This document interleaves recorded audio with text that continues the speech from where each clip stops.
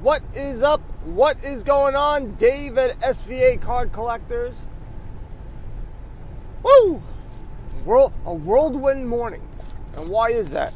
Because instead of my first day at work on Monday, the guy emailed me, doesn't call, emails me and says, hey, I got a bunch of properties that I'm closing on. It'd be nice if you can walk around with me so I could show you this stuff. So that is exactly what I'm doing. So I will be on the road. I've been up this early, but not in a functional form in a while. So it's nice to get out and be free from those monsters at home. And no, it was actually really nice. It was nice because, I don't get paternity leave. That's a new thing now. It's not new. It's probably like 10, 15 years. But, in construction, there's not much paternity leave. So, spending that time with my baby boy, Christian, I promised myself I wouldn't cry. It was nice. So, there's that. So, I'll have one video uploaded today. Had one yesterday showing my small but yet satisfying, it may not be the size that counts, of Ohtani and Gleyber Torres, my little collection.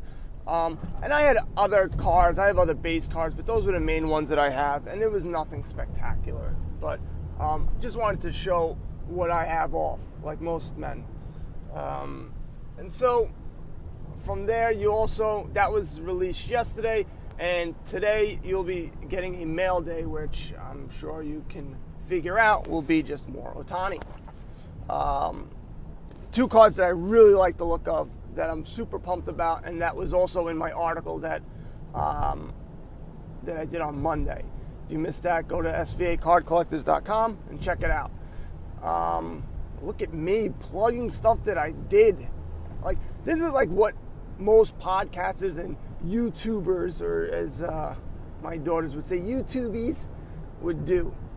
And I don't do it, and maybe that's why I'm, staying where I am, not going through I'm pretty transparent, so I get like 250, 275, maybe 300 listens per episode. So the overall amount number sounds pretty good, and that's what I would tell people, to sound cooler than what I really am, but that's that. So Bernard from our group posted about which cards do you like the best in the 70s, which one is, the nicest ones. And it got that's the most comments I think I've seen on a post in God knows how long. You old people came out of a woodshed to talk about these 70s cards. Now, that isn't my decade. My decade is the 80s, that I really started getting into in the early 90s, but really the 80s is I would say, is my decade. So it was real surprising to see all the different, things that people liked about which one they liked better. I did say 77. Hopefully I said, 77 is the one that I liked. But it seems like whenever Heritage releases something, I go, ooh, this is a really nice set. I like this one instead. So, I'm all about 70s. And I know next year I'm going to be all about 71, which is all that black border. I never was a big fan of 72. It just looked a little silly to me. But a lot of people like it because it's different than, most cards during that time.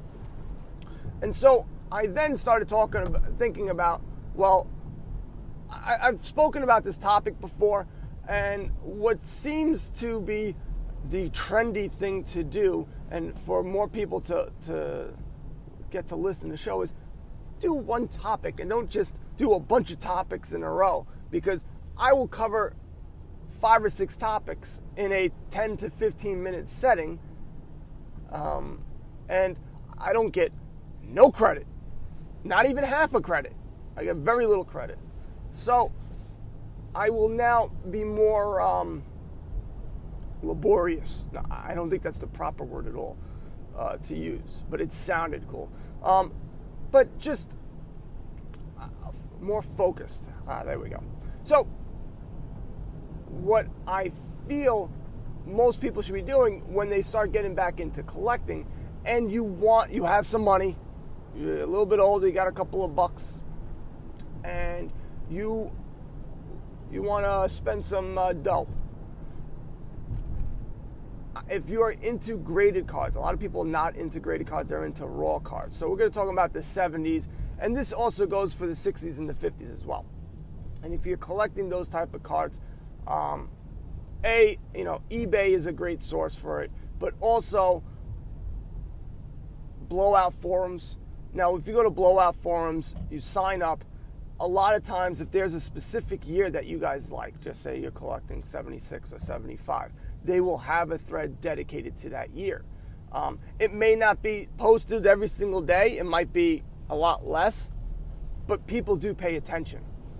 And that's where you'll get the real collectors, because someone who's collecting 1975 tops and they're really into it is the only person that's going to go into a thread and talk about it.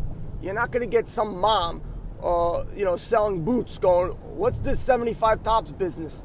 It's going to be, people that really know about the set. So there may be things you don't know about the set, maybe certain errors that error cards that you want to collect. Or there's certain cards that are harder to find than others. Now, one way to find out if you're collecting, a lot of times I would say you collect PSA or SGC. In the 70s, you're probably going to still stick with PSA, but I hope that starts changing and starts going to SGC. But to get your return on value, investment, it's still PSA to this point. And so what you should do is sign up to psacard.com and register your set if you're getting them all graded. If you're doing raw cards, it's a little bit different. You don't have to do that. But if you're grading them or you're buying graded cards, that's the way to go. And then what you can do is you put in exactly what you have. They have a nice little registry where it keeps track of all your sets. So if you're collecting a 1975 top set, you go, all right, I'm doing it. You create a name for your set, and then you put in all the cards that you have, and you also put in how much you bought them for, where you bought it from, because that will help other people and yourself, because a lot of times you forget what you bought it for, when you bought it, and from whom. Who, what, when, yeah. So all that stuff I think is important, and it's just more data for yourself, because you can't remember everything. But also when you're there, you can see what other people have. And there's a lot of people with a lot of money, and they are spending, and they have PSA 9 and 10 collections of these sets. And the sets are ranked. Now, if you're looking to buy stuff, there's a lot of people have their contact information. So if you're looking to buy 1975 tops, you can contact those people. Or if you're looking to sell 1975 tops, they have email addresses there. You can email them and say, hey buddy, I see that you're missing card number 72. I happen to have it. Would you like to purchase it from me? Oh, so you're emailing people who have that set, that are collecting that set. They put in the time to register it, so they care about it. So that's 2 avenues you have to try collecting cards of a certain year. You have blowout forums. You also have psacard.com. And I would suggest you do psacard.com for everything. And put all your graded cards in there just to help you keep track. And then also you'll see the amount of money that you spent, and you'll go, holy crap, I am poor. We need to sell some cards because I have to make my mortgage payment. So I like those 2 things, especially now with eBay, and there's stupid tax, damn the man. Especially in New York, it's 8%, 8.625 or whatever the hell it is. It's a lot of money. And if you're spending $400 or $500 on these cards, it's a lot of bank. Now, there's other places that you can buy cards, and they are auction houses. And these guys are you're just dropping trowel and grabbing your ankles there, because they charge a buyer's premium. Who does that? And they're charging the seller to sell the card. So now they're going, don't worry, give me your card for a fee. We'll make it look nice and pretty. We'll take some nice pictures and we'll send it to our email list and we'll promote it. Don't worry, we got you. And then they go, you want to buy this card? You can't just buy this card. Come on. You got to pay to be able to buy this card before you buy it. They're like gangsters. I don't know of any other place where they go, well, imagine going to Amazon and go, oh, well, Amazon does. They have Amazon Prime, but at least it's because they're shipping it to you for 2 days. They're giving you some type of service. They're doing something. But even still, you don't have to, buy Amazon Prime. And so if you go to Amazon and you go, oh, I'd like to buy that thing, that's great. Before you do that, you got to give me $5. Oh, all right, here's the $5. Now you can buy it. That's basically what an auction house is. The only thing about auction houses that are good is they get good collections, and they get sometimes rare collections, and sometimes they get really good lots of cards. So they'll give you like almost an entire set, or they'll say, hey, these cards, if you grade them, you can get them. They're mostly 4s and 5s. You can get them now, and it's much easier for you to accumulate all those cards because they're selling them in lots. And so that's one of the good things about auctions. They enable you to not cheat, but cut corners. Meaning you don't have to buy one card at a time. You'll be able to get a whole bunch of cards. And then when you get those cards, if you're not buying them graded and just say they were raw and you want to get them graded, you then would call up PSA and say, hey man, I got a 1971 set. I got like $200 or $300 cards. You can get, I believe, now this is what I've been told. I don't know firsthand. I'm telling you that right now. So if I'm wrong, let me know. Say, hey Dave, you're wrong. I didn't have anything else to say about that. So go and call them up and say, hey, I got a nice set. I think really it's for like an entire set, because then it's like the Dave Reyes collection, the 1971 PSA 1 David Reyes collection. Now, I don't know if they do that, but you'll get a better deal because you're doing an entire set with them. And it's an older set, vintage set, and they'll want you to do it with them in lieu of SGC, and you will get a better price. So those are my tips. Now, again, it's not just for 70s cards, it's for any type of card, 70s, 60s, 50s. But those are just things to do. I wish I had a better, I'm driving, so I wish it was a little better sound quality on this podcast, because this is a doozy of a podcast, people. So, step 1, figure out what year you want to buy. Step 2, sign up for Blowout Forums, PSA cards.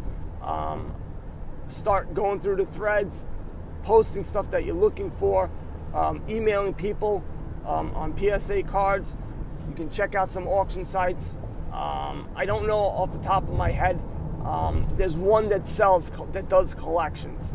I think it's the Vintage Curator. He's on YouTube. He gives out a couple of auction websites, but they were in the comment section. I gotta look it up.